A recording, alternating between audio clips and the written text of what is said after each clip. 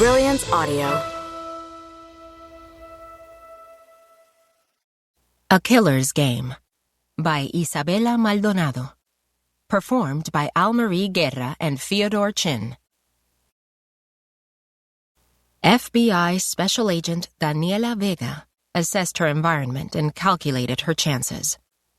She had less than 7 minutes to get to her meeting with the special agent in charge of the New York Counterterrorism Division. A stickler for protocol and punctuality, SAC Steve Wu would not appreciate her showing up late. She eyed the barista.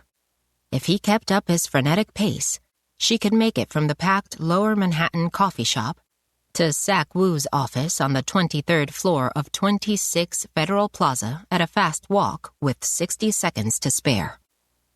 A woman elbowing her way toward the pickup counter jostled Dani into the man beside her, who was dumping a packet of sugar into his open cup. His piping hot coffee splashed onto the back of Dani's hand. "What's the matter with you?" the man snapped at her. Dani pressed her lips together and shook the steaming droplets from her hand, where an angry splotch had already blossomed. The man placed a lid on his cup, sent her another scowl, and squeezed through the crowd toward the door. The barista shouted her name above the din. "Dark roast, black with an extra shot," he said, handing the cup to her. "That should jumpstart your day." It would take a lot more than a jolt of caffeine from strong coffee to get her heart pounding. Perhaps searching a building with a hidden IED would move the needle. But those days had ended with her final deployment before she joined the Bureau 10 months earlier. Breakfast of champions. She lifted the cup in salute, then turned and shouldered her way through the throng to the sidewalk. She was about to take her first sip when buzzing from inside her pocket stopped her. "Hey!" A man sitting on the sidewalk holding a cardboard sign called out to her. "How about some change?" She slid out the phone with her free hand and lifted it to her ear. "Vega." "Have a heart, lady," the man continued, shifting his gaze to the cup in her hand. "I bet that coffee tastes good." SAC Wu's voice carried through the small speaker. "Where are you?" "Just left the Starbucks at the corner of Lafayette and Worth, sir," she said. "Right across the street from you."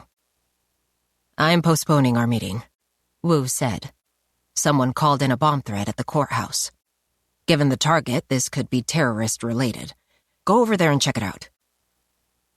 Her eyes traveled across the street to the other side of Thomas Paine Park. "Which courthouse?" The New York County Supreme Court, Thurgood Marshall U.S. Courthouse, and the U.S. District Court for the Southern District of New York were all past the park on the other side of Center Street. "County Supreme Court," Wu said. "And, to make matters worse, there's a group of over 100 school kids touring the building right now."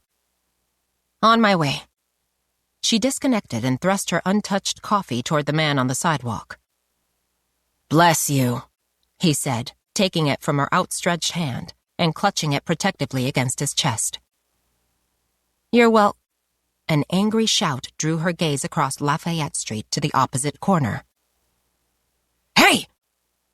A man in a business suit called out to a fellow pedestrian who had bumped into him. "Watch where you're going!" It was a common sight in the bustle of early morning foot traffic, and the special agent in charge had directed her to report to the scene of a bomb threat nearby. She should not have registered the brief interaction. Yet she did. Some would call it hypervigilance, but to her, it was a combination of experience and situational awareness. She shifted her gaze from the man who had made the remark to the person who had collided with him. She couldn't see his face, but took in his short dark hair and billowing tan trench coat. Tall and broad-shouldered, he tucked a folded black mini umbrella close to his body, pivoted, and started across Worth Street.